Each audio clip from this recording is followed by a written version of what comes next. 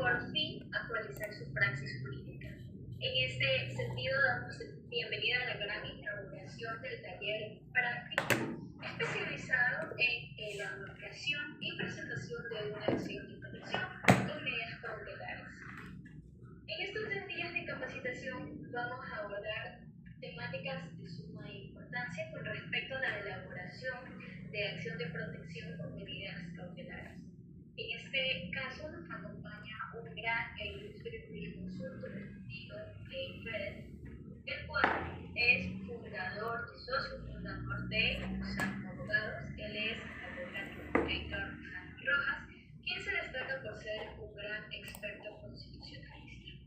Para comenzar este magno compartir académico, vamos a conocer un poco más de la trayectoria de este gran catedrático que nos acompaña el día de hoy. Un gran jurista que se destaca por su ardua labor académica. Él es el abogado Héctor Jaime Rojas, abogado ecuatoriano, graduado por la Universidad Católica de Santiago de Guayaquil. Asimismo, es magíster en Derecho Constitucional y en Derecho Marítimos, Puertos y Aduaneras por la Universidad Católica Santiago de Guayaquil. Como ya lo mencionamos, es socio fundador de Lozano Rojas Abogados, que se especializa en el Derecho Constitucional. Es más, él es docente universitario en Teoría del Estado y Constitucionalismo en la Universidad Regional Autónoma de los Andes, Uniandes. También se desempeña como gran secretario de la Autoridad Judicial de Violencia contra la Mujer y Protección Familiar en el Consejo de la Judicatura. Es conferencista en congresos nacionales e internacionales.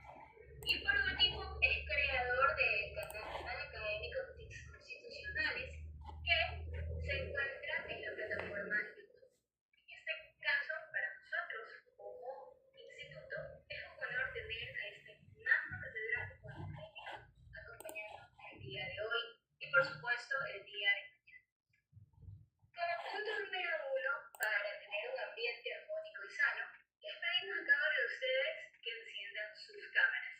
Esto con el fin de tener un pequeño recuerdo para poder más adelante sobrellevar y valorar sus actitudes y aplicar su praxis jurídica. Muy buenas tardes a todos. Asimismo, mencionamos que para realizar una pregunta en el actual como docente, les pedimos a cada uno de ustedes que alcen su mano virtual para interactuar. Muy bien, distinguido doctor, qué placer tenerlo como magno ponente magistral. Entonces, la pregunta. Buenas noches, muchas gracias. Bien, el día de hoy vamos a revisar un tema muy importante que para muchos abogados quizás resulte un poco dificultoso en la práctica diaria, que es precisamente la presentación de una demanda de acción de protección. Un tema muy importante, cómo se elabora una demanda de acción de protección y cómo se debe presentar una demanda de acción de protección. Para eso he traído y he elaborado unas pequeñas diapositivas, un poco para hacer didáctica la exposición, que las voy a compartir en estos momentos. Por favor, me confirman si pueden apreciar las mismas. ¿Pueden observar? Se está cargando la pantalla. Ahí sí se observa, clara y concisa, doctor. Perfecto. Bien, elaboración y presentación de una demanda de acción de protección con medidas cautelares. Es un tema muy importante. Y previo a entrar a revisar qué debemos conocer para poder elaborar y presentar una demanda de acción de protección, hay que recordar qué es la acción de protección. Quizás muchos de ustedes ya conocen qué es una acción de protección, pero es importante recordar la definición y qué nos dice nuestra propia Constitución. Bien, la acción de protección la podemos definir como una garantía jurisdiccional. ¿Por qué es una garantía jurisdiccional? Porque se encuentra dentro del capítulo de las garantías jurisdiccionales. Si ustedes revisan su Constitución, para esta clase y taller, es necesario que ustedes cuenten y tengan a la mano la Constitución y la Ley Orgánica de Garantías Jurisdiccionales y Control Constitucional. Son los dos cuerpos normativos que vamos a utilizar en este taller didáctico. Bien, he manifestado que la acción de protección es una garantía jurisdiccional. ¿Pero por qué es una garantía jurisdiccional? Porque va a permitir que a través de activar los órganos jurisdiccionales, en este caso, la justicia, los jueces, poder reclamar y tutelar nuestros derechos constitucionales vulnerados. Por eso es jurisdiccional, porque quien va a conocer la acción de protección son los jueces. Ahora bien, en nuestra Constitución, la acción de protección la encontramos dentro del capítulo 3 denominada Garantías Jurisdiccionales. Precisamente está definida en el artículo 88, que dice que es una garantía que permite resarcir, tutelar, proteger los derechos consagrados en la Constitución y en instrumentos internacionales de derechos humanos. Por ejemplo, al hablar de instrumentos internacionales de derechos humanos, pues tenemos a la Convención Americana de Derechos Humanos, o también denominado Pacto de San José de Costa Rica, que es una convención que ha sido ratificada por el Estado ecuatoriano y que consagra varios derechos humanos. Cuando existe una vulneración a un tratado internacional de derechos humanos, a un derecho estipulado en ese tratado, pues puedo plantear inclusive una acción de protección. Es decir, no solo son los derechos de la Constitución, también son los derechos consagrados en tratados internacionales de derechos humanos.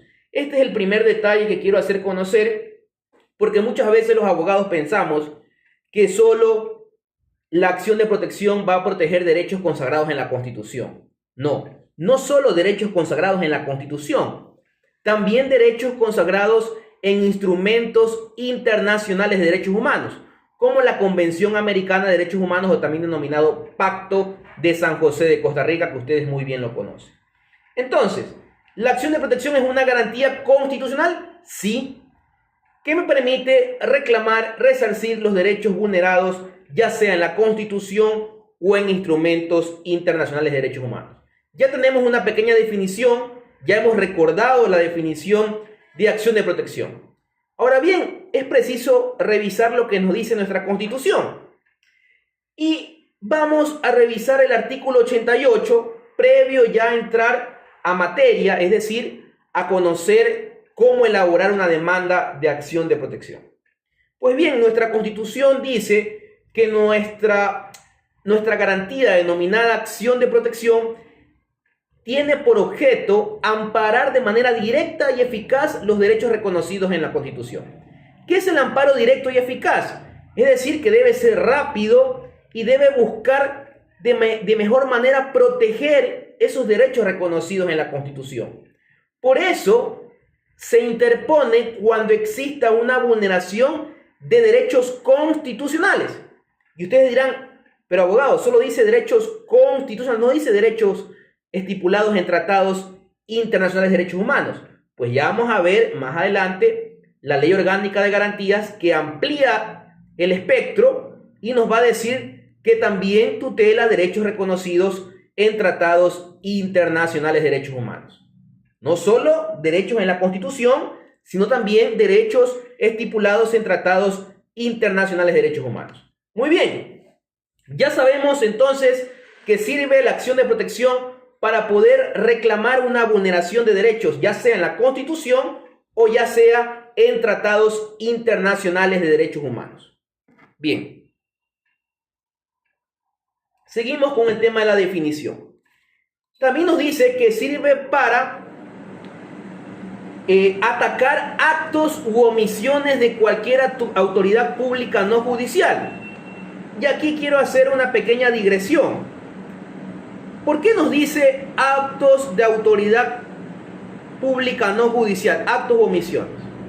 Y esto es importante, Porque en la práctica diaria he visto muchas demandas en la cual no se estipula de manera clara si la violación de ese derecho constitucional estipulado en la Constitución o de ese derecho humano estipulado en un tratado internacional ha sido producto de un acto o de una omisión de una autoridad pública no judicial. Muchas veces no se justifica si esa violación de derechos constitucionales ha sido por acción u omisión. Y eso es un error que lo veo seguido en varias demandas que he tenido la oportunidad de revisar, donde no se estipula o no se expresa si la violación ha sido por una acción u omisión de una autoridad pública no judicial. Y eso hay que estipularlo. Recordemos que los actos o la acción es cualquier ejercicio o ejecución que produce un efecto. Y una omisión es un no hacer cuando yo tenía la obligación de actuar. Entonces, es preciso definir en la demanda de acción de protección si esa violación de ese derecho constitucional ha sido por una acción u omisión de una autoridad pública no judicial. ¿Por qué se expresa autoridad pública no judicial? Porque recordemos que para la violación de derechos, cuando la autoridad pública es judicial, se denomina acción extraordinaria de protección, es decir, es otra garantía. Por lo tanto, la acción de protección no hay que confundirla con la acción extraordinaria de protección, que ahí sí me permite atacar actos judiciales. En este caso no, la acción de protección solo ataca actos u omisiones de autoridades públicas no judiciales, es decir, no tiene que ver con el sistema judicial o jueces. Eso es muy importante. Ahora bien, ¿contra qué otra cosa me permite la acción de protección tutelar o reclamar, o a qué otro tipo de actos también ataca la acción de protección? También ataca contra políticas públicas, cuando esas políticas públicas priven del goce o ejercicio de los derechos constitucionales. Les pongo un ejemplo. Las políticas públicas por lo general vienen de la función ejecutiva, ya sea, por ejemplo, el Ministerio de Derechos Laborales, el Ministerio de Educación, que emite ciertas políticas públicas destinadas, obviamente deben ser destinadas a garantizar derechos, pero muchas veces hay ciertas políticas públicas emitidas por las instituciones de la función ejecutiva que violan o privan el goce de ejercicio de derechos constitucionales. Y cuando sucede aquello, nosotros tenemos esta herramienta que es la acción de protección para poder reclamar en contra de esa política pública por ejemplo, de un ministerio de la función ejecutiva que está violando el ejercicio o goce de los derechos constitucionales. Y esta violación también se puede dar inclusive por un particular. Y un ejemplo claro es que siempre yo menciono en las clases, es el tema de la concesión. Recordemos que la concesión es que el Estado le permite a un privado ejecutar un servicio público. Cuando obviamente se da a través de este contrato de concesión, ese privado, a nombre del Estado, pues, o da ese servicio público respectivamente. Y tenemos muchos ejemplos en el Ecuador. Por ejemplo, las concesiones viales en diversas carreteras, por ejemplo, la concesión del agua en Guayaquil con Interagua, son concesiones en las cuales un privado da un servicio público. Por lo tanto, muchas veces la violación de derechos constitucionales también puede venir de un particular, cuando ese particular provoca un daño grave al momento de dar un servicio público de manera impropia.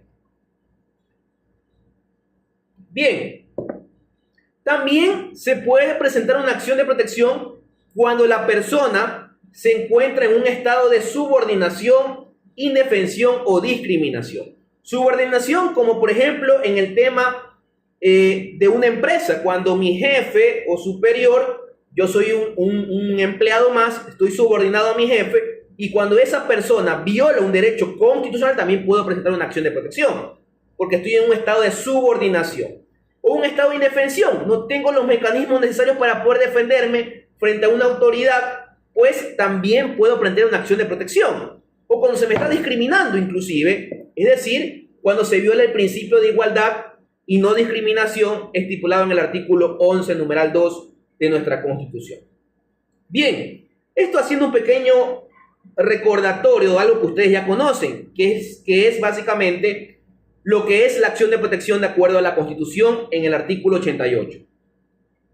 Pero no solo la Constitución en el artículo 88 nos define lo que es una acción de protección, porque si nosotros también revisamos el artículo 6 de la LOGJCC, vamos a encontrar también la finalidad de las garantías jurisdiccionales. Recordemos que la acción de protección es una garantía jurisdiccional y por tanto, al ser una garantía jurisdiccional, el artículo 6 claramente define que la finalidad de las garantías jurisdiccionales es precisamente proteger de manera eficaz e inmediata los derechos reconocidos en la Constitución. Como pueden ustedes observar, se repite el mismo verbo rector, eficaz e inmediata, tal como dice el artículo 88, que dice que debe ser la acción de protección tendrá por objeto amparar de manera directa y eficaz. Asimismo, el artículo 6 nos dice: las garantías jurisdiccionales tienen como finalidad la protección eficaz e inmediata de los derechos reconocidos en la Constitución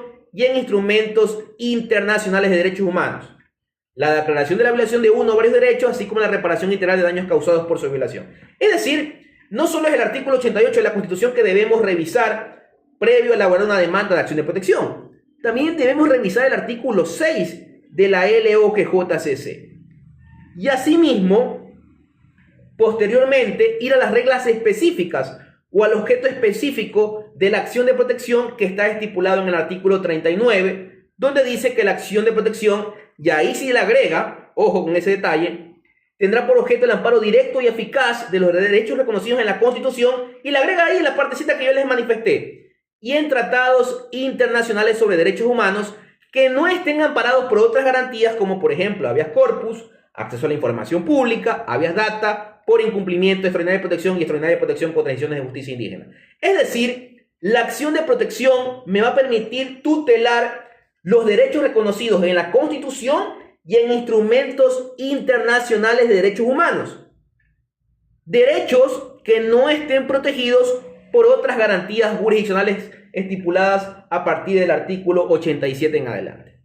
Eso es muy claro, porque por ejemplo existen otras garantías como el habeas data que me permite tutelar los datos personales de una persona, la integridad personal, es decir, la vida privada de una persona como tal, y como ya protege ese derecho a acceder a datos personales del habeas data, yo no podía plantear una acción de protección para proteger los datos personales, porque para eso existe el habeas data estipulado en nuestra Constitución. Entonces, cuando exista la garantía adecuada para proteger ese derecho reconocido en la Constitución, pues me voy por esa garantía y no puedo plantear una acción de protección porque ya existe una garantía específica para tutelar esos derechos.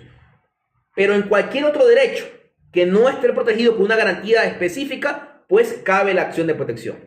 Por eso es que la acción de protección se ha convertido en la garantía jurisdiccional de moda, o la más usada o la más practicada a nivel de los abogados o a nivel de la justicia constitucional diaria, porque precisamente es la garantía que mayor cantidad de derechos tutela o protege. Bien, luego de hacer este pequeño recordatorio con respecto a la acción de protección, quiero manifestar que es menester revisar siempre la teoría para ir a la práctica, porque ambas cosas es importante. A veces escucho abogados que dicen, no, lo más importante es la práctica.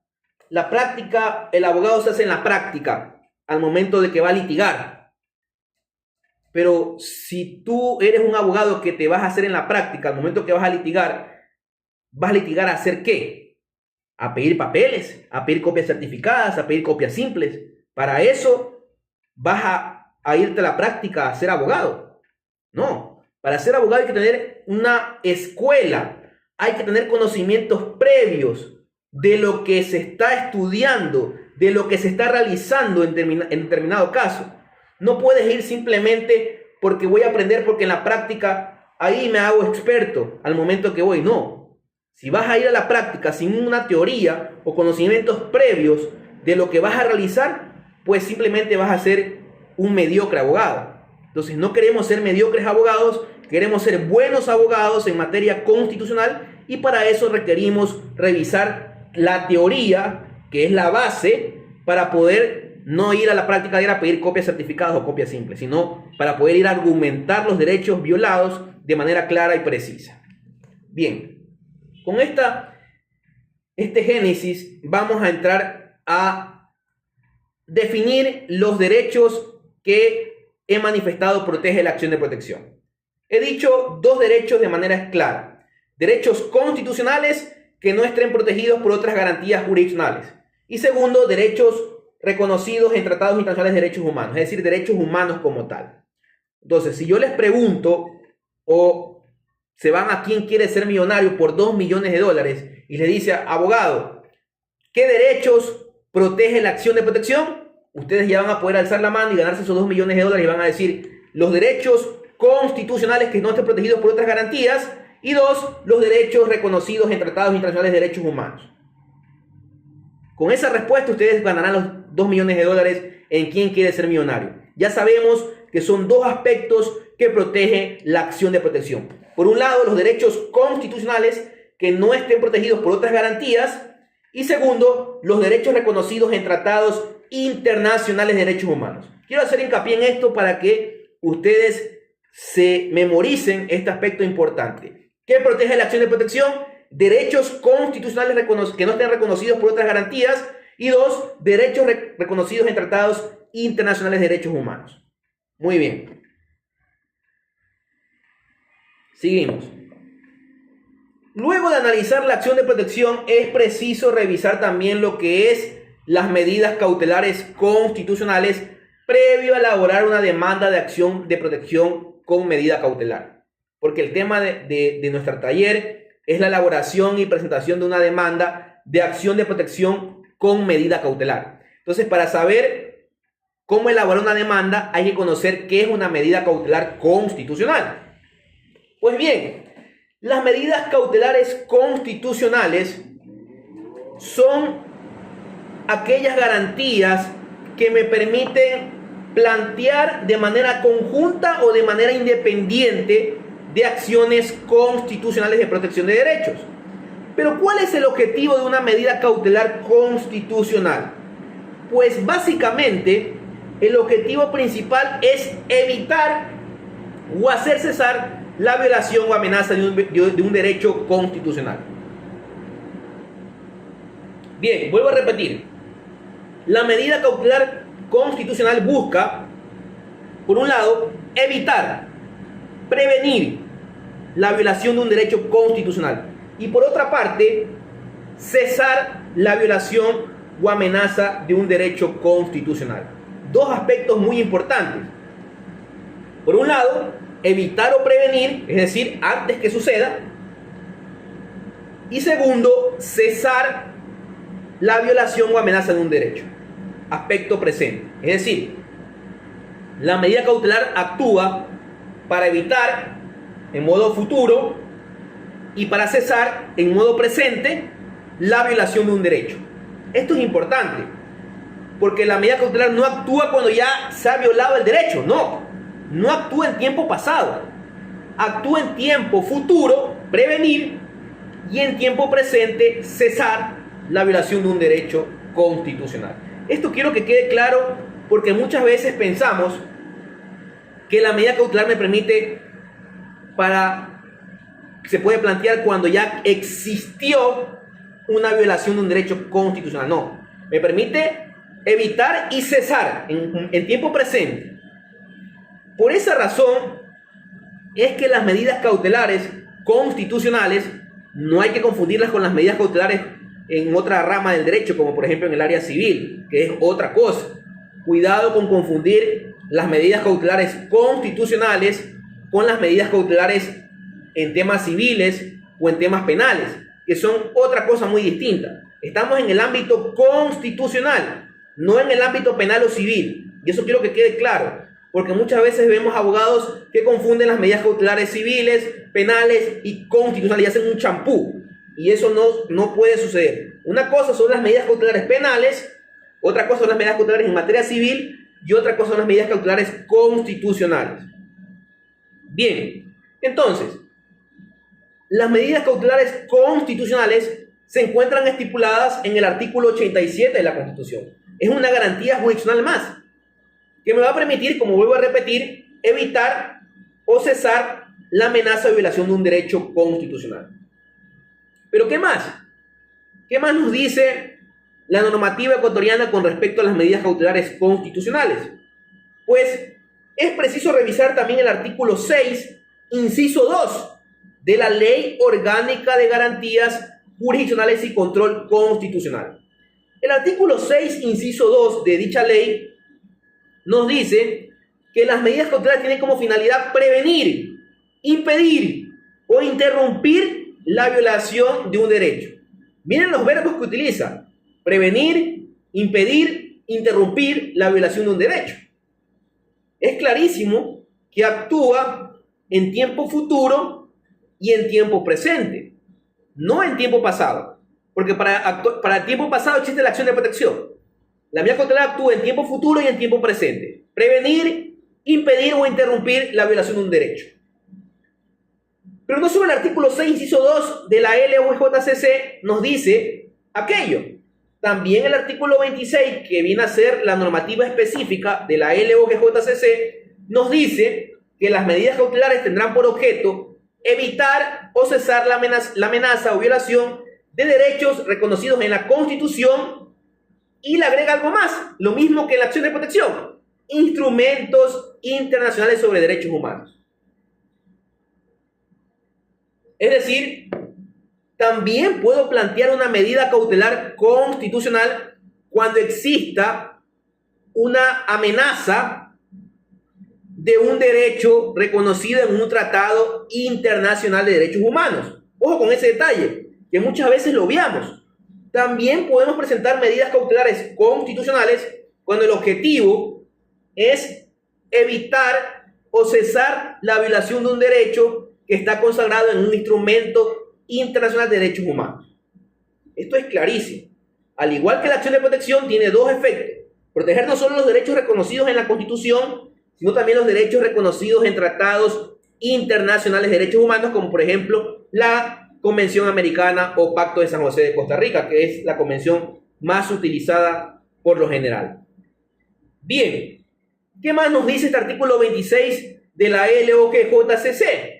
Nos dice que las medidas cautelares deben ser adecuadas a la violación que se pretende evitar o detener, tales como la comunicación inmediata, la autoridad o persona que podía prevenir o detener la violación, la suspensión provisional del acto, la orden de vigilancia policial, la visita al lugar de los hechos. En ningún caso se podrán ordenar medidas privativas de la libertad. Esto es claro. Claramente no hay que confundir las medidas cautelares constitucionales con temas penales. Y por esa razón este mismo artículo 26 nos dice que en ningún caso se podrán ordenar medidas privativas de libertad en temas de medidas cautelares constitucionales. Es claro, porque no se puede confundir las papas con la cebolla. Y adicional a eso, nos dice el artículo 26 en este último inciso varios ejemplos de cómo se puede evitar o detener esa violación de ese derecho o prevenir una futura violación de ese derecho. Por eso es que las medidas cautelares son temporales y son inmediatas el otorgamiento. Es decir, que el juez, al momento que conoce una demanda de acción de protección con medida cautelar, lo primero que debe analizar el juez constitucional es las medidas cautelares, porque deben ser inmediatas, precisamente para prevenir o impedir e interrumpir una violación de un derecho. Por eso debe actuar de manera inmediata. Y les pongo un ejemplo. Imaginemos que el día de mañana a su abuelita el municipio X quiere demoler su casa. Ha ordenado a través de un acto administrativo la demolición de la casa de su abuelita. Entonces dicen, ¿qué hago? Eso es, están violando el derecho a la vivienda de mi abuelita, están violando el tema de que es tercera edad, que es un grupo prioritario, y le quieren demoler simplemente sin ningún tipo de justificativo, sin motivar el acto. ¿Qué hago, abogado? Pues para eso existe la medida cautelar constitucional, para evitar esa demolición de esa vivienda, porque está violando derechos reconocidos en la Constitución. Entonces yo presento esa medida cautelar para prevenir, para impedir, para cesar esa violación de ese derecho y no dejar que se demuela la casa de la abuelita. Entonces, esto es importante porque uno puede plantear las medidas cautelares de manera autónoma, es decir, de manera individual, o a su vez acompañada con una acción de protección. Más adelante voy a dar, no sé si el día de hoy o mañana, dependiendo cómo vamos con los temas, voy a dar unos pequeños tips con respecto a estrategias para poder plantear ya sea la medida cautelar constitucional o la acción de protección, porque no todos los casos son iguales y siempre hay que tener ciertas estrategias con la finalidad de no agotar todas mis balas, como yo siempre digo, es decir, de guardarme todas las municiones respectivas y no atacar todas mis balas de manera directa o rápida, sino que guardarme ciertos puntos con la finalidad de una estrategia constitucional que más adelante lo mencionaré o lo diré el día de mañana, porque este taller es hoy y mañana. Bien, ya hemos recordado entonces lo que es las medidas cautelares constitucionales. Hemos hecho un pequeño análisis de la acción de protección y la medida cautelar porque es necesario saber la teoría para entrar a la práctica, que es la elaboración de la demanda y la presentación respectiva de una acción de protección con medida cautelar constitucional. Bien. Ahora viene la pregunta más importante. Ya vamos a entrar en materia. ¿Por qué es importante saber elaborar una demanda de acción de protección? ¿Por qué este tema se le ocurrió al instituto plantearlo? ¿Por qué? Se le ocurrió porque es un tema que llama la atención o vende bastante, o es un tema que es muy mediático, es un tema popular. Pues la importancia de elaborar una demanda de acción de protección es que va a depender mucho de una buena demanda para poder ganar un juicio en materia constitucional. Por esa razón es importante y es fundamental para el éxito del proceso constitucional saber elaborar una demanda de acción de protección. Si tú no sabes elaborar una demanda de acción de protección, lo más probable es que pierdas el juicio constitucional, pierdas el proceso constitucional. Porque una demanda bien redactada, una demanda bien argumentada, una demanda que cumpla con los requisitos de la Constitución y de la LUGJCC, es una demanda que puede denotar una diferencia en ganar o evitar. Porque va a definir y va a exponer de manera clara y debidamente fundamentada una reclamación de un derecho. Por eso es importante saber elaborar una demanda, porque de eso va a depender mi victoria o mi derrota en un proceso constitucional. Porque si no se cumple o no está claro mi petición, lo más probable es que el juez no acoja la violación de ese derecho, no acoja mi demanda y por tanto pierda el caso. Por esa razón es importante. Bien, ¿qué debemos hacer para elaborar una demanda de acción de protección? ¿Qué debemos hacer o qué necesitamos para elaborar una demanda de acción de protección? Pues para elaborar una demanda de acción de protección, lo que necesitamos es la suma de C más L. C más L igual a AP para elaborar una demanda de acción de protección. ¿Qué quiero decir con esto? La Constitución más la LOGJCC me va a permitir elaborar una buena demanda de acción de protección. Es decir, C más L es igual a AP. Constitución del Ecuador más Ley Orgánica de Garantías Jurisdiccionales y Control Constitucional. Son los dos cuerpos normativos que me van a permitir utilizarlos para poder elaborar de mejor manera una demanda de acción de protección. Si yo no tengo a la mano la Constitución y la Ley Orgánica de Garantías Jurisdiccionales y Control Constitucional, no voy a poder hacer una demanda. Olvidémonos de esos abogados que buscamos modelos de demandas y simplemente le cambiamos los datos. Seamos abogados que pongamos la impronta de nosotros en nuestros escritos, en nuestra demanda. No solo utilicemos modelitos que muchas veces están mal elaborados, que muchas veces no cumplen con lo que dice la Constitución y la Ley Orgánica de Garantías Jurisdiccionales y Control Constitucional. Por esa razón es importante que ustedes mismos se den cuenta y elaboren una buena demanda de acción de protección. Bien, ¿cuál es la primera lectura que debemos realizar cuando vamos a elaborar una demanda de acción de protección? Lo primero que debemos hacer al momento de elaborar una acción de protección, una demanda de acción de protección, es revisar las disposiciones comunes a todas las garantías jurisdiccionales. Vuelvo a repetir, lo primero que yo debo hacer al momento de elaborar una demanda de acción de protección con medida cautelar es revisar las disposiciones comunes a todas las garantías jurisdiccionales estipuladas en el artículo 86 de la Constitución. Por $1 millón, ¿quién quiere ser millonario? ¿Qué debo revisar en primer lugar al momento de elaborar una demanda de acción de protección? Pues debo revisar el artículo 86 de la Constitución, que expresa las disposiciones comunes a todas las garantías jurisdiccionales. Esto es importante. Yo debo empezar revisando el artículo 86 porque es ahí donde se encuentran las reglas generales o las disposiciones comunes a todas las garantías jurisdiccionales.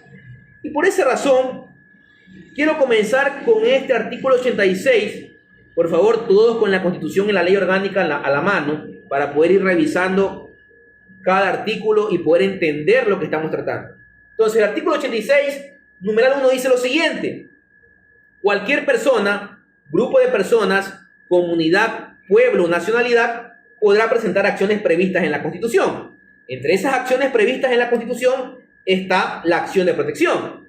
Por tanto, ya podemos conocer en la demanda quién es el legitimado activo o quién es la parte actora de la demanda.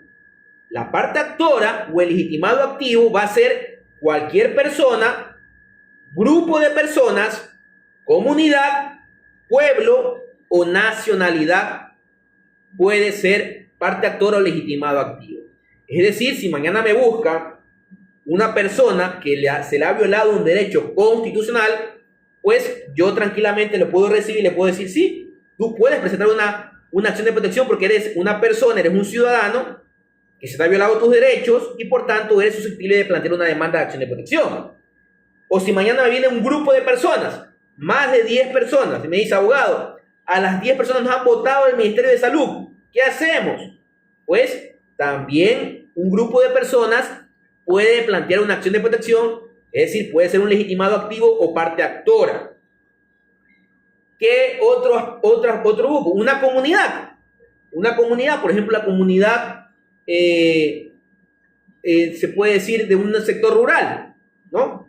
Esa comunidad se le ha violado sus derechos a una consulta previa con respecto al agua, no se realizó aquello, pues esa comunidad puede plantear una acción de protección. O asimismo, un pueblo, el pueblo indígena, el pueblo afroecuatoriano, pues tranquilamente, si se le ha violado derechos reconocidos, pues ese pueblo puede reclamar la violación de ese derecho a través de una demanda de acción de protección. O inclusive temas de nacionalidad, ¿no? Recordemos que no solo los ecuatorianos tenemos derechos, sino también los extranjeros. Los extranjeros también tienen derechos a poder plantear garantías jurisdiccionales, no solo los ecuatorianos. Porque si ustedes revisan el artículo 9 de la Constitución, pues van a encontrar ese artículo que dice que los extranjeros tendrán los mismos derechos que los ecuatorianos. Y al decir que los extranjeros tienen los mismos derechos que los ecuatorianos, pues tranquilamente faculta que cualquier extranjero que se le haya violado derechos reconocidos en la Constitución o en tratados internacionales de derechos humanos pueda plantear una acción de protección, una demanda de acción de protección respectivamente. Bien, entonces ya podemos conocer dentro de estas disposiciones comunes el artículo 86, el legitimado activo o la parte accionante o la parte actora de una demanda de acción de protección. Sigamos. ¿Qué más nos dice las disposiciones comunes a todas las garantías jurisdiccionales y que es importante al momento de elaborar la demanda de acción de protección? Pues nos dice también quién es el competente. ¿Contra qué juez yo voy a presentar mi demanda de acción de protección? Y para eso es importante revisar el numeral 2 del artículo 86 de la Constitución, que dice: será competente la jueza o juez del lugar en que se origine el acto o la omisión o donde se producen sus efectos. Eso es importante. Será competente el juez donde se originó el acto o la omisión de ese derecho o donde se producen los efectos de la violación de ese derecho. Les pongo un ejemplo. Si en la ciudad de Guayaquil,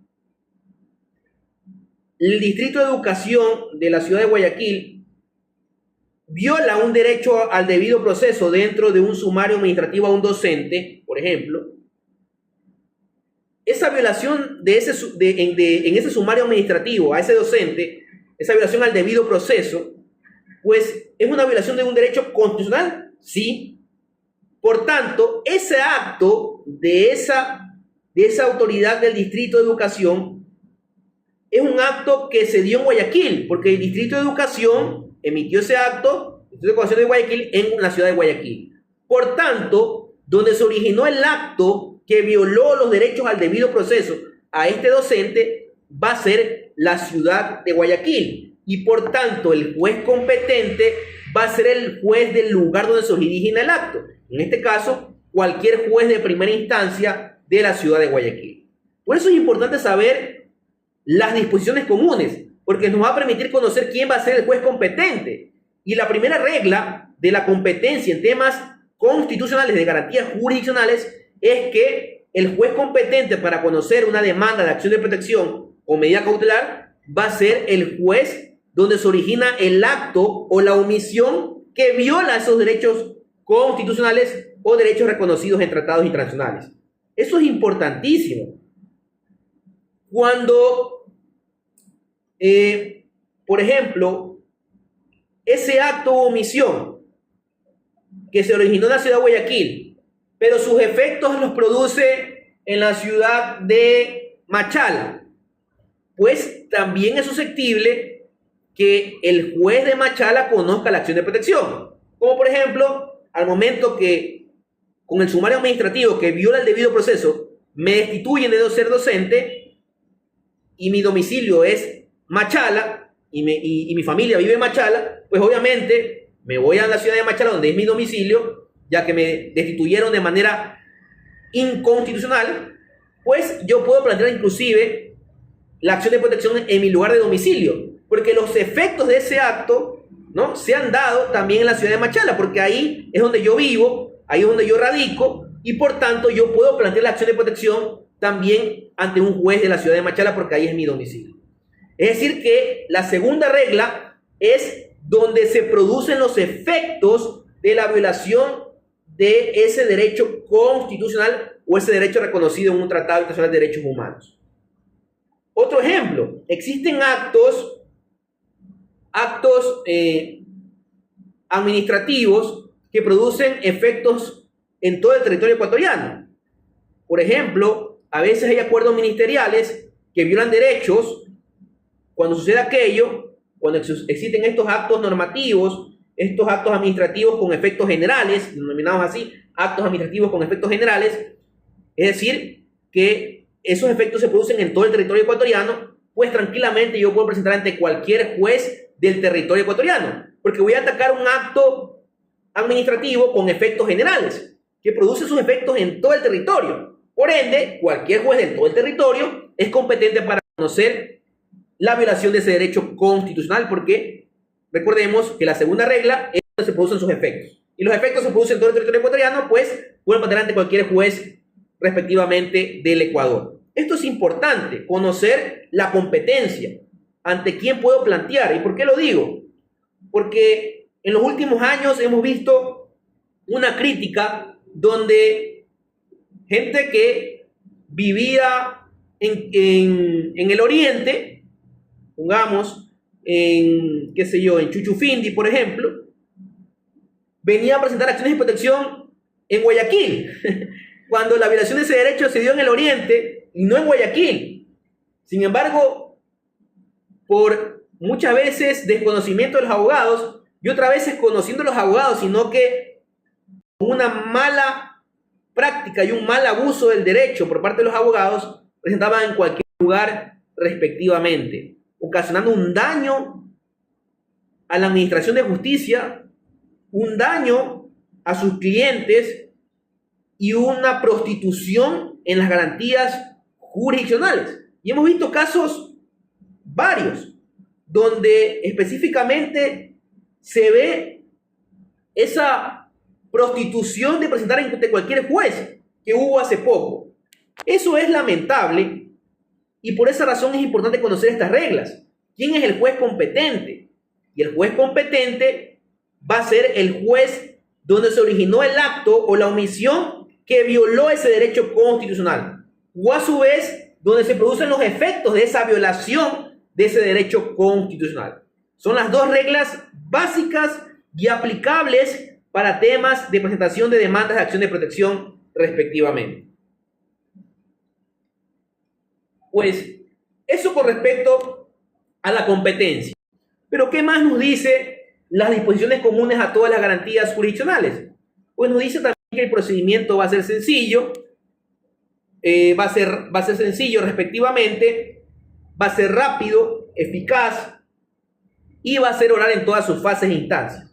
Es decir, son hábiles todos los días y horas respectivamente y asimismo debe ser un procedimiento fácil y rápido. ¿Por qué digo aquello? Porque muchas veces vemos que la burocracia o el tema de la tramitología en la práctica diaria en temas de acciones de protección o demandas de acciones de protección se vuelve muy engorroso, se vuelve con muchos obstáculos por parte de la Administración de Justicia.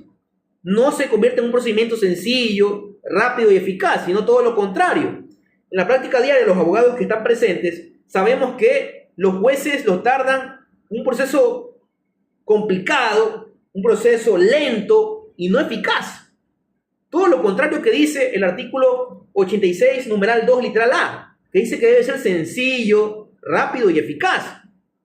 Y asimismo, debe ser oral en todas sus fases e instancias. Eso en la práctica deja mucho que decir porque ustedes saben que si no se plantea una demanda de acción de protección, pues lastimosamente el juez no toma en cuenta tu caso, no pueden ser ni siquiera ingresados, sorteados y por ende no se puede verificar si existe una violación de derechos. Cuando nuestra Constitución dice que puede ser oral en todas sus fases, es decir, yo mañana podía plantear una acción de protección de manera oral, pero sabemos que en la práctica diaria no es así. El juez te va a solicitar que la demanda de acción de protección sea por escrito. Y no es un invento del juez, sino que la ley orgánica, vamos a ver más adelante, nos dice qué actuaciones deben reducirse por escrito. Entre esos está la demanda de acción de protección. Entonces, por esa razón es que a pesar de que la Constitución nos dice que el procedimiento en garantías jurisdiccionales debe ser oral en todas sus fases e instancias, es que se requiere cierta documentación sea hecha por escrito, se puede decir elaborada por escrito. Bien, ¿qué otro detalle importante en temas de elaboración de demandas de acción de protección? Es que ustedes pueden plantear la demanda en cualquier día y hora. Cualquier día y hora es, se puede decir, un día normal para poder presentar una acción de protección. Aquí no existen días feriados, aquí no existe que no trabajan los funcionarios judiciales, no.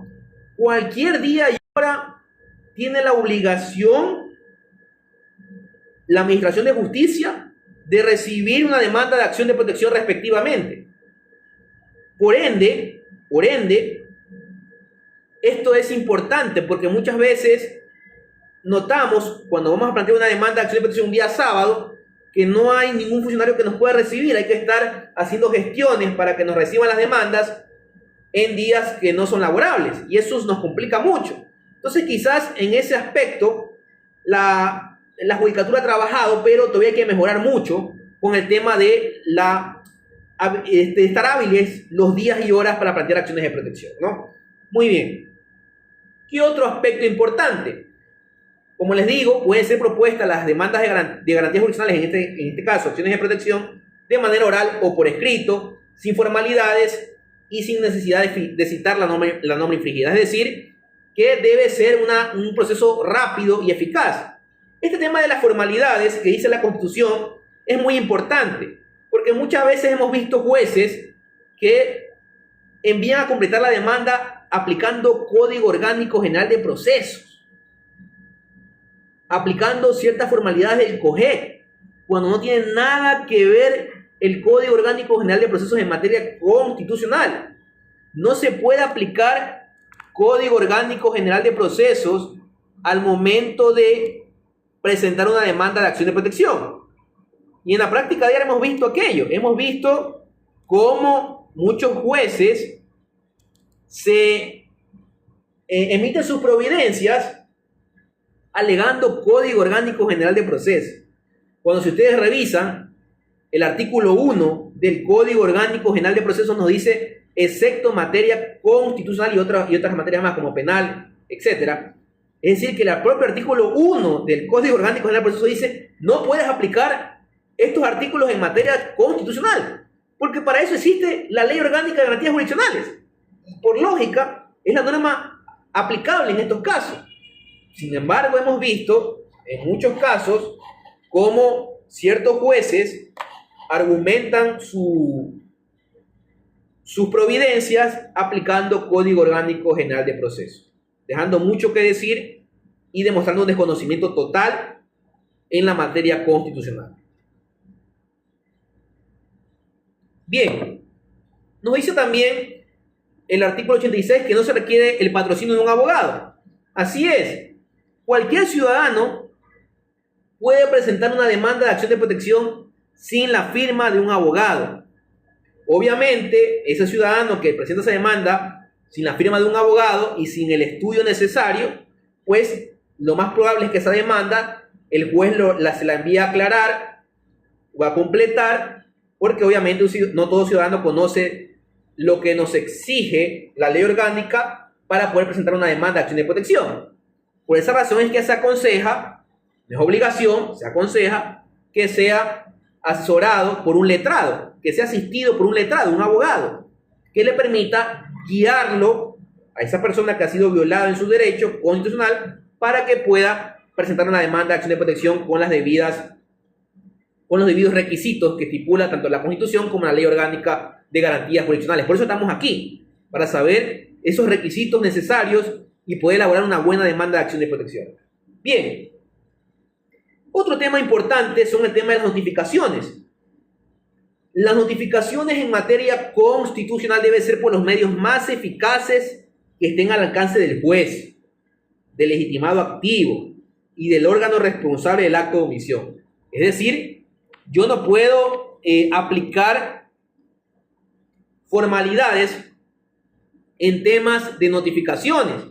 No es que voy a citar a través de los citadores, como que fuera un procedimiento civil, a través de boleta. No, yo debo buscar los medios más eficaces que estén al alcance del juez para notificar con la convocatoria audiencia de acción de protección o con respecto a alguna providencia de acción de protección al sujeto pasivo, en este caso al accionado. Debo buscar esos medios más eficaces, pero en la práctica diaria, y muchos abogados que están presentes han de verificar de que en la práctica diaria los jueces ordenan citar a través de departamentos de citaciones en temas de garantías jurisdiccionales, algo que es un error, porque si yo tengo el correo electrónico de la autoridad pública o institución pública que está violando derechos constitucionales del accionante, pues obviamente yo debo plantear o notificar a través de ese correo electrónico. No debo utilizar el departamento de citaciones obstaculizando o se puede decir empeorando el procedimiento constitucional. Debe ser rápido, eficaz, sin demoras, sin obstáculos. Por esa razón es que la Constitución es sabia y nos dice que las notificaciones deben ser por los medios más eficaces. Correos electrónicos, inclusive por teléfonos celulares, mensajes, la forma más rápida que nos permita agilitar ese procedimiento constitucional, no retardarlo, como en la práctica diaria hemos visto, que muchos jueces ordenan a través del departamento de citaciones que se notifique respectivamente al órgano accionado, que es un error en estos casos, ¿no? Bien. ¿Qué otro tema importante y lo que les he manifestado se sintetiza en el literal E? No serán aplicables normas procesales que tiendan a retardar su ágil despacho. Esto es importante. Esto es importante y sintetiza lo que yo he manifestado hasta ahora. No puede un juez que conoce una demanda de acción de protección aplicar normas procesales del Código Orgánico General de Procesos, normas que tienden a retardar su ágil despacho. No puedo aplicar COGEC, no puedo aplicar otro tipo de normas más que la Ley Orgánica de Garantías Jurisdiccionales y Control Constitucional y asimismo la Constitución. Por eso que literal es claro y te dice, no pueden aplicar normas procesales. Y lastimosamente en la práctica diaria hemos visto, quizás por el desconocimiento, quizás se puede decir, retardar el proceso, porque tiene mucha carga procesal, los jueces aplican normas del COGEC, cuando es un error total, un error que retarda y afecta el ágil despacho en temas de garantías jurisdiccionales y respectivamente, en este caso acción de protección. Bien, ¿qué más nos dice las disposiciones comunes a todas las garantías jurisdiccionales que hemos comenzado con este artículo para poder saber cómo elaborar la demanda de acción de protección? Bien, también nos dice este artículo el procedimiento y nos dice lo siguiente: presentada la acción, el juez va a convocar de manera inmediata una audiencia pública y en cualquier momento del proceso el juez puede ordenar la práctica de pruebas o designar comisiones para recabarlas. Esto es importante. Inmediatamente que el juez admite la demanda de acción de protección con medida cautelar, el juez debe convocar de manera inmediata a audiencia. De manera inmediata, rápida. Y si el juez tiene dudas con respecto a los alegatos presentados en la demanda, o se requiere la práctica de ciertas pruebas o designar comisiones para recabarlas, pues el juez puede ordenar la práctica de dichas pruebas. Les pongo un ejemplo. ¿Qué sucede si se quiere demoler una casa por parte del municipio porque es una casa que está en un estado deplorable, un estado se puede decir que puede ocasionar daños a terceros, y se muestra por fotografía la casa, pero el juez le gustaría observar, es decir, realizar un tipo de inspección judicial, a pesar de que el término en temas no existe, en temas constitucionales, pero pongamos el ejemplo de inspección judicial, es decir, ir a observar, en este caso, cómo está la vivienda que se pretende demoler. Esto con la finalidad de tener la mayor certeza de si existe o no la problemática de que esa casa pueda ocasionar violaciones de derechos de otras personas que pasan por dicha calle, ¿no? Entonces, en este caso, el juez puede, en tema constitucional, decir, voy a ordenar la práctica de esta prueba, es decir, voy a acercarme a revisar, a observar cómo está la vivienda con la finalidad de poder tomar mi decisión con respecto a la acción de protección que pretende evitar que se demuela dicha casa. Un ejemplo claro de una práctica de prueba que tranquilamente el juez puede ordenar o recabarla. Pero vamos a ver en la ley orgánica cuál es el término respectivamente y cuál es el procedimiento respectivo al momento de que el juez ordena la práctica de pruebas. Bien, ¿qué más nos dice también? Nos dice algo muy importante en estos temas de demandas de acción de protección respectivamente. Nos dice que se deben presumir, ojo, se deben presumir los fundamentos alegados por la parte accionante. Es decir, hay una presunción a favor del accionante. Hay una presunción que debe hacer el juez de que los alegatos de la parte actora, del legitimado activo, son ciertos. Ojo con este detalle. Porque muchas veces lo tomamos a la ligera o los jueces lo toman a la ligera. Se deben presumir que los hechos del accionante o legitimado activo, es decir, el que presenta la demanda de acción de protección, son ciertos. Eso debe presumir el juez. El juez no puede presumir que los hechos alegados por la parte actora o legitimado activo son falsos. No. Debe presumir que los hechos alegados por la parte accionante o legitimado activo son ciertos, ¿no? con la finalidad, obviamente, que la parte accionada, es decir, demuestre lo contrario. Entonces, debe presumir que los fundamentos de la parte accionada son ciertos, y quien debe desvirtuar esa presunción de que los fundamentos del legitimado activo son ciertos es la parte accionada o legitimado pasivo. Él debe demostrar lo contrario. Él debe suministrar la información necesaria para desvirtuar esa presunción que debe tener el juez al momento de conocer una acción de protección. Bien, eso es importante porque muchas veces vemos que el juez, cuando conoce una demanda, en vez de presumir hechos lo alegado, presume más bien la falsedad de esos hechos, cometiendo un error y violando lo que dice el artículo 86, numeral 3 de la Constitución. Bien, ¿qué más nos dice este artículo? Nos dice que el juez debe resolver mediante sentencia y en caso de revisar o constatar que hay una vulneración de derechos, deberá declararla y ordenar la reparación integral, ya sea la reparación integral material o inmaterial respectivamente, e individualizar las obligaciones específicas al legitimado pasivo destinatario de la decisión judicial, ¿no? Eso con respecto a la reparación integral, que vamos a ver más adelante, porque muchas veces al momento de pedir la pretensión en la demanda de acción de protección no sabemos pedirla y nos olvidamos del tema de la reparación integral material e inmaterial que debe ser incluido en las demandas de acción de protección respectivamente. En el caso, por ejemplo, de una reparación integral inmaterial, el tema de las disculpas públicas, que en muchos casos el juez debe ordenar las respectivas disculpas públicas cuando la autoridad pública ha violado un derecho constitucional. Es obligación, en este caso, si ha pedido la parte actora y por esa razón hay que hacer una buena demanda, ordenar esas disculpas públicas, que es una reparación integral inmaterial. Bien, ¿qué más nos dice con respecto a estas disposiciones comunes? Nos dice que también las sentencias de primera instancia pueden ser apeladas. Esto con respecto al procedimiento. Si mi demanda de acción de protección no es acogida por el juez y en sentencia el juez me niega mi acción de protección, pues yo puedo apelar dicha decisión del juez ante la Corte Provincial, para que los jueces de la Corte Provincial conozcan esa apelación a esa acción de protección, y si yo requiero ser escuchado, pedir en la apelación audiencia de estrados.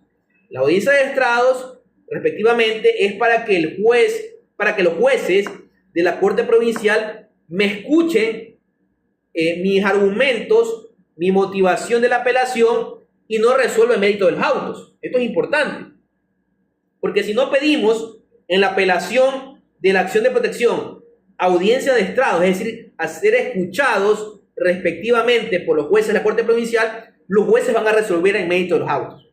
Por eso al momento de presentar la apelación hay que pedirle a los jueces de la Corte Provincial que se convoque a la respectiva audiencia con la finalidad que sea escuchado la parte que está pidiendo la apelación respectiva a una sentencia de acción de protección de primera instancia. Bien, los procesos judiciales solo finalizan con la ejecución integral de la sentencia. Esto es importante porque muchas veces nos hemos dado cuenta de que no se da el seguimiento respectivo a la ejecución de las sentencias en materia de acciones de protección. Y eso nos dice el artículo 86, número 3, que solo finalizan los procesos cuando ya se le da la ejecución integral, total, de la sentencia o resolución. Y muchas veces en la práctica diaria vemos que los jueces se olvidan de aquello y no dan el respectivo seguimiento para el cumplimiento integral o total de la sentencia o resolución respectivamente.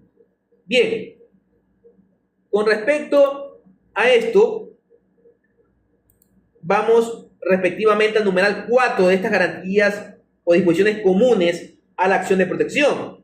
Y nos dice también que la sentencia o resolución que no se cumple por parte de los servidores públicos, el juez puede ordenar la destitución de su cargo de empleo. Esto es importante, porque hemos visto casos en los cuales una demanda de acción de protección es acogida mediante sentencia, es decir, se ha declarado la violación de derechos y el juez ha ordenado, ha individualizado una obligación de hacer la autoridad pública que cometió la violación de ese derecho y que fue declarado mediante sentencia. Sin embargo, el servidor público dice: señor juez, no puedo cumplir porque no tengo el presupuesto del Ministerio de Economía y Finanzas. Por lo tanto, me quedo de brazos cruzados porque no tengo el presupuesto para poder cumplir con su sentencia. Esto es grave. Los que me escuchan, esto es grave y se da en la práctica diaria. Que muchas veces hemos ganado la sentencia de acción de protección y la parte pasiva que ha sido conminada a cumplir con la sentencia dice, no puedo porque el Ministerio de Economía y Finanzas no tiene presupuesto y por ende no puedo cumplir. Esto es muy importante y muy grave. Y ahí se abre el abanico de estudiar el tema, cómo afecta el tema económico o cómo afecta los presupuestos del Estado en materia de garantías jurisdiccionales. Y hay un estudio inclusive del campo de cómo influye el tema del presupuesto o economía de los países al momento de garantizar sentencias con respecto a garantías jurisdiccionales. Y es un tema muy debatible y que los invito a estudiar a futuro, quizás en otro taller, este tema de cómo influye la economía de los estados en el cumplimiento de sentencias de garantías jurisdiccionales, porque la autoridad pública que ha sido combinada dice, no puedo cumplirlo porque no tengo el presupuesto, y dependo del Ministerio de Economía y Finanzas a que me dé el presupuesto para cumplir con la sentencia. Pero ojo, lo que no puede decir el legitimado pasivo o la institución pública que fue combinada a la sentencia es hacer gestiones para que se cumpla la sentencia. Eso sí puede hacer, y eso debe hacer y debe velar el juez, porque para que la institución pública o legitimado pasivo que fue combinado con la sentencia cumpla a través de gestiones, que tampoco voy a quedarme de brazos cruzados, sino que debo hacer la gestión necesaria para que se cumpla con la sentencia constitucional. Caso contrario, el juez que conoció la acción de protección puede inclusive ordenar la destitución del cargo de empleo a ese funcionario legitimado pasivo que no cumple con la sentencia respectivamente. ¿Cuándo han sucedido estos casos? Ustedes me preguntarán, abogado, ¿cuándo ha habido una destitución del cargo? En mis años de experiencia no he visto que un juez que ha conocido una sentencia de acción de protección y ha declarado la violación de un derecho haya ordenado la destitución del cargo o empleo. Muchas veces por miedo, porque así es, muchas veces por miedo, otras veces por espíritu de cuerpo con demás autoridades públicas, pero no he visto, si alguien conoce de que un juez ha ordenado la destitución del cargo de empleo de un funcionario, pues bienvenido sea, pero en mi experiencia no he visto un caso en el cual un juez, porque no ha cumplido el legitimado pasivo, haya ordenado la destitución o cargo respectivamente a ese funcionario que no cumple con la sentencia constitucional. Pero claramente la Constitución lo dice, puede suceder el caso de que ese funcionario puede ser destituido del cargo o empleo, sin prejuicio obviamente de la responsabilidad civil o penal que se genere por ese incumplimiento.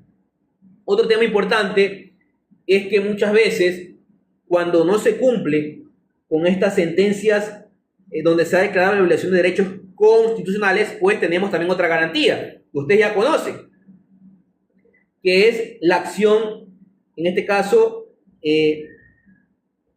de incumplimiento, o también conocida como ADI. Esta acción de incumplimiento me va a permitir demandar ante la Corte Constitucional del Ecuador un incumplimiento de una decisión de una sentencia constitucional. Entonces, tengo también esa garantía, respectivamente, para presentar ante la Corte Constitucional, respectivamente, cuando obviamente ya ha pasado demasiado tiempo y la sentencia donde se declaró la violación de un derecho constitucional por un juez de primera instancia no se cumple. Tengo también esa vía, que es otra garantía que la podemos estudiar en otro taller respectivamente. Bien, ¿qué más? ¿Qué más nos dice estas disposiciones comunes? Nos habla también sobre que todas las sentencias ejecutoriadas, obviamente, deben ser remitidas a la Corte para el desarrollo de su jurisprudencia. Esa obligación necesariamente es para los funcionarios judiciales que conocen casos de acciones de protección o demandas de acciones de protección. Bien, entonces, ya hemos visto las disposiciones comunes que nos van a permitir hacer una buena demanda de acción de protección. Ahora bien, otro artículo importante en la Constitución, en este tema de elaboración de una demanda de acción de protección, es revisar obviamente el artículo 88, que ya lo revisamos, ya lo leímos. Por ende, voy a pasar de largo este artículo 88 y voy a seguir al siguiente artículo, que es el artículo 439. Un artículo que está casi en el último lugar de nuestra Constitución, pero que también es importante revisarlo, porque tiene que ver mucho con el tema de la demanda de acción de protección con medida cautelar. ¿Por qué digo aquello? Porque el artículo 439 también nos dice o nos da una guía de quién es el legitimado activo, o quién es la parte actora, o quién es la parte accionante. En este caso, nos dice el artículo 439 de la Constitución que las acciones constitucionales, entre ellas la acción de protección, podrán ser presentadas por cualquier ciudadano o ciudadana de manera individual o colectiva. De manera clara, dice lo mismo que nos dice el artículo 86, numeral 1 de la Constitución, que puede ser presentado por cualquier persona, pueblo, nacionalidad o comunidad. Acá nos hace un resumen, nos dice cualquier ciudadano de manera individual o colectiva puede plantear acciones constitucionales, entre esas acción de protección. Entonces, el artículo 439 también es un artículo muy importante para conocer el legitimado activo o parte accionante en temas de presentación de demandas de acción de protección. Bien. Ahora bien, ahora nos vamos a revisar específicamente la Ley Orgánica de Garantías, que es la norma específica en estos temas de presentar demandas de acción de protección. Antes que nada voy a abrir a preguntas hasta ahí. ¿Hay alguna pregunta con respecto a esta parte que hemos iniciado? Voy a dar paso a las preguntas, por favor. Y también hacer un pequeño break. ¿Alguna pregunta hasta ahí con respecto a los temas que hemos tratado?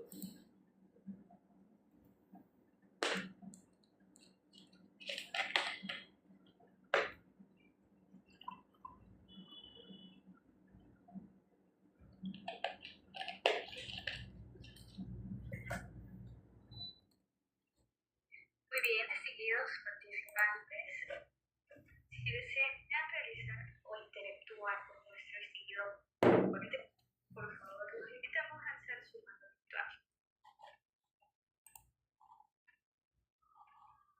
Hay una persona que quiere hacer una pregunta, si no me equivoco.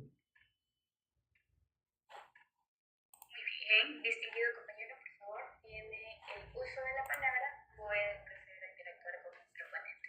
Les recordamos que este pequeño espacio de preguntas se realiza única y exclusivamente para que ustedes pregunten, interactúen, debatan o opinen a sí mismos.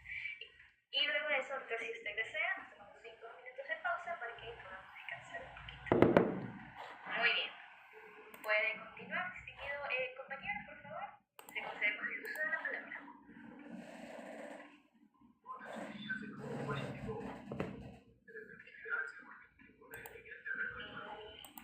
Distinguido, ¿puede hablar?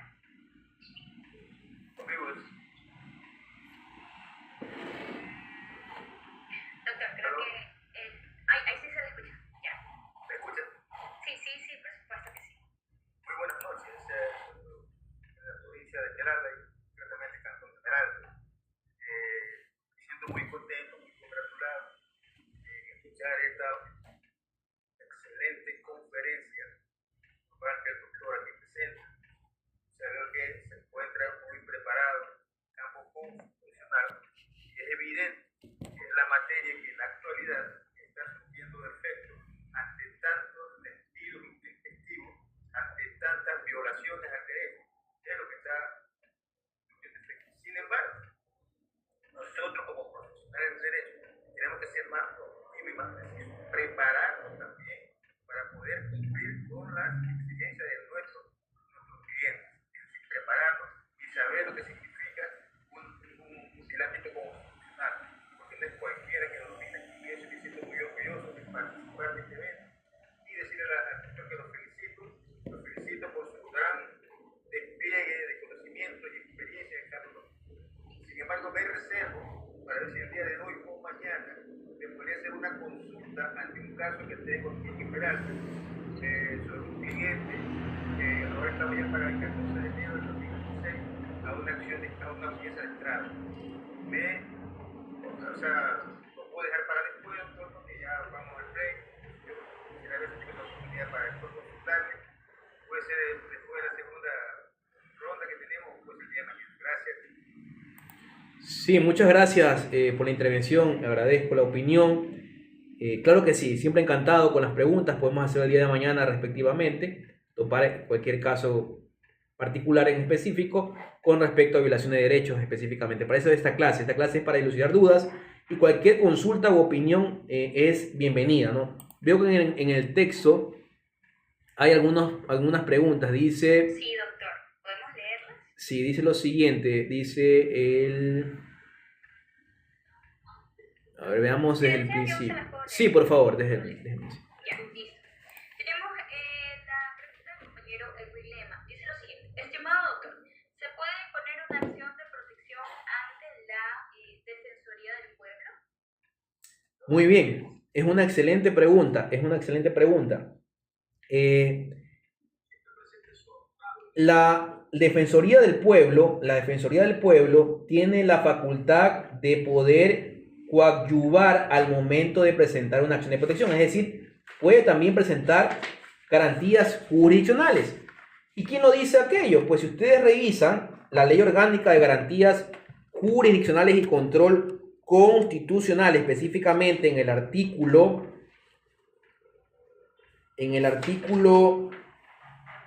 9, dice claramente lo siguiente: las acciones para ser efectivas, las garantías jurisdiccionales podrán ser ejercidas de la siguiente manera. Literal A. Ya sabemos que por cualquier persona, grupo de personas, comunidad, pueblo o nacionalidad, o como dice el 439, una persona de manera individual o colectiva. Un individuo o una colectividad puede presentar una acción de protección. Y el literal B de este artículo 9, que lo vamos a ver más adelante, nos dice que el defensor del pueblo, ojo, no es lo mismo la defensoría pública que el defensor del pueblo. El defensor del pueblo o ombudsman, como dice en la doctrina, es aquel defensor o agente que tutela o garantiza los derechos reconocidos en la Constitución y también en la Ley Orgánica de Defensa de Derechos del Consumidor. Muchas veces cuando hemos comprado un objeto, por ejemplo unos zapatos, y nos salió desperfecto, ¿ante quién acudimos para poder reclamar esa desperfección de esos zapatos? Pues ante el defensor del pueblo, para que el defensor del pueblo nos ampare y nos tutela a través de la Ley Orgánica de Defensa de Derechos del Consumidor. Ese es el defensor del pueblo que puede plantear acciones de protección, puede plantear demandas de acciones de protección, pero no es lo mismo que la Defensoría Pública. La Defensoría Pública, ¿no?, es en cambio los abogados gratuitos que da el Estado para aquellas personas que no tienen, se puede decir, el dinero para costear un abogado específicamente. Entonces, para ciertos temas, la Defensoría Pública, que está compuesta por defensores públicos, pues puede ayudar y colaborar para aquellas personas que no tienen un abogado y no pueden costear respectivamente los gastos de un abogado. Pero no es lo mismo que el defensor del pueblo. Quien puede presentar acciones de protección es el defensor del pueblo, es ese ente o el ombudsman que tutela derechos reconocidos en la Constitución y también tiene la facultad de conocer derechos del consumidor. ¿Quién lo dice? El artículo 9 de la LOGJCC dice que la acción de protección o cualquier garantía puede ser presentada por el defensor del pueblo o por cualquier ciudadano o colectividad. ¿Ya? Muy bien, excelente respuesta, distinguido abogado. Esperemos y la respuesta haya sido sumamente clara. En este sentido, doctor, si usted me lo permite, podemos responder dos preguntas más que se encuentran en el chat. Perfecto, sí, ahí nos vamos a un pequeño break de 10 minutos. Exacto, muy bien, muchísimas gracias. Perfecto, tenemos la pregunta de la abogada Sonia Santos que dice lo siguiente. Doctor, cuando hay un permiso de operaciones existente de parte del ANT y en el municipio de los... en el municipio de los permisos de la parada, ¿es factible plantear una acción de protección? ¿Qué posibilidad hay de obtener positivamente la acción competente de protección? ¿Cómo tendría que realizarla? En efecto, la pregunta dice lo siguiente: ¿cómo tendría que realizar la demanda de acción de protección?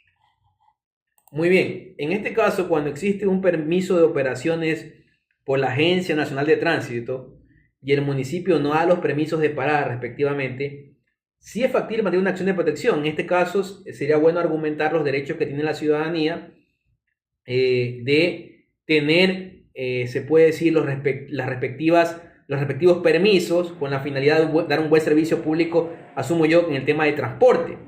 Entonces, en la Constitución existe el derecho al servicio de transporte público.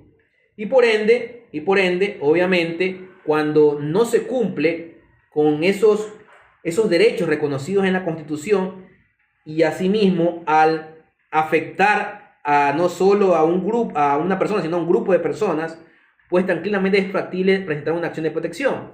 Pero también considero que otra garantía que también ella podía plantear sería una garantía de políticas públicas.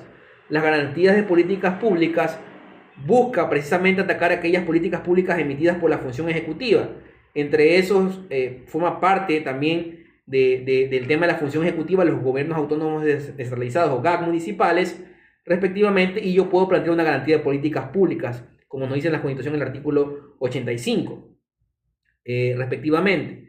Ahora bien, la acción de protección, para presentarla respectivamente, tiene que estar argumentada de manera clara cómo es que esa omisión del municipio de no dar esos permisos de la parada, porque viene a ser una omisión, no una acción, sino una omisión, viola obviamente estos derechos al transporte público respectivamente, ¿no? Creo que la abogada Sonia estaba alzando la mano, si no me equivoco, para un poco dilucidar más la respuesta a la pregunta. Exacto. Distinguida abogada, por favor, puede reactivar su audio. Doctor, con gusto saludar a los compañeros, muchas gracias por su ponencia. La verdad es que sí nos está disipando varias dudas que tenemos sobre el tema. En este caso, mi pregunta en específico sí es en el tema de transporte, ¿no? De transporte mixto, cuando se da el tema de los permisos de operaciones y prácticamente el municipio no nos da los permisos de la parada. Me parece muy interesante el tema de las garantías de políticas públicas. Es un tema nuevo para mí. Sí me gustaría un poco profundizar en esa parte y eso sería, doctor. Muchas gracias. Muchas gracias, colega. Sí, específicamente, tal como decía la abogada Sonia, es un tema de violación de derechos respectivamente al transporte público, que es un servicio público como tal, y que por omisión del municipio, al no otorgar las paradas, se está afectando ese derecho al transporte público, se está afectando el derecho de movilización de las personas que viven en ese GAC municipal, respectivamente. Y como le había manifestado, le había sugerido, la garantía de políticas públicas es una garantía que creo que es idónea, que muchas veces obviamos este artículo en la Constitución. Me refiero al artículo 85, que dice lo siguiente: la formulación, ejecución, evaluación y control de las políticas públicas y servicios públicos que garanticen los derechos reconocidos por la Constitución se regularán de acuerdo a las siguientes disposiciones. Numeral 1 del artículo 85 de la Constitución. Dice lo siguiente: las políticas públicas y la prestación de bienes y servicios públicos se orientarán a hacer efectivos el buen vivir y todos los derechos y se formularán a partir del principio de solidaridad. Numeral 2. Sin perjuicio de prevalencia del interés general sobre el interés particular, cuando los efectos de la ejecución de las políticas públicas o prestación de bienes o servicios públicos vulneren o amenacen con vulnerar derechos constitucionales, la política o prestación deberá reformularse o se adoptarán medidas alternativas que concilien los derechos en conflicto. Esto es importantísimo. El numeral 2 del artículo 85 es un deber del GAN municipal otorgar los permisos de conformidad al artículo 85, numeral 2 de la Constitución. ¿Y qué más nos dice? El numeral 3. El Estado garantizará la distribución equitativa y solidaria del presupuesto para la ejecución de las políticas públicas y la prestación de bienes y servicios públicos. Y el último inciso de este artículo 85 dice lo siguiente: en la formulación, ejecución, evaluación y control de las políticas públicas y servicios públicos se garantizará la participación de las personas, comunidades, pueblos y nacionalidades. Pero quiero enfocarme específicamente en el artículo 85, numeral 2, que creo que es clave y vital. Ese es el artículo que me va a permitir conminar a ese GAN municipal a que otorgue los permisos, porque esa política pública está violando o está amenazando con vulnerar derechos constitucionales de los ciudadanos que viven en ese GAN municipal.